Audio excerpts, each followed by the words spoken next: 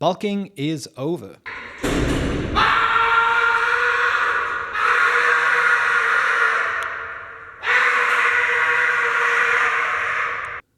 For decades, those with normal body fat percentages who wanted to improve their physique were told that they had to go through cycles of gaining both fat and muscle, a phase known as bulking, and then trying to reduce fat while keeping as much muscle as possible in a phase known as cutting. But recent studies in the last few years have shown that you don't actually need to be eating far in excess of your maintenance calories in order to put on muscle.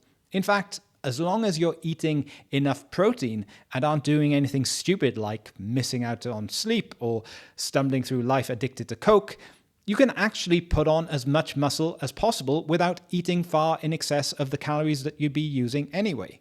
This is because muscle is actually built very slowly. Even in beginners who experience newbie gains, most of those gains are firstly your body building new neurological connections to your muscles, and secondly, just increasing the amount of blood flow around and glucose delivered to those muscles. It turns out that it isn't the calories that matter for muscle building as much as it is the amount and quality of protein that you get.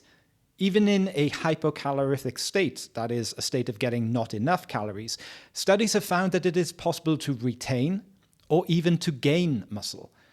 And that shouldn't be surprising because in obese individuals who get into fitness, they're most commonly put on a large calorie deficit and they still gain muscle. They still make progress. And like the studies show, for those of us with normal body fat levels, there's no significant difference in most cases between muscle growth on someone who is eating at maintenance and someone who's eating in a surplus over their normal calorie requirements.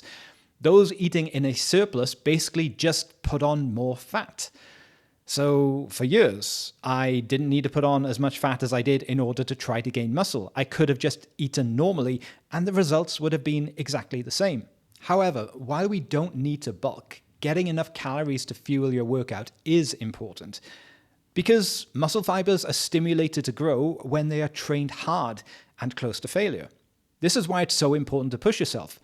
The effective reps model of hypertrophy has basically found that you only stimulate significant muscle growth in the last 5 reps before failure.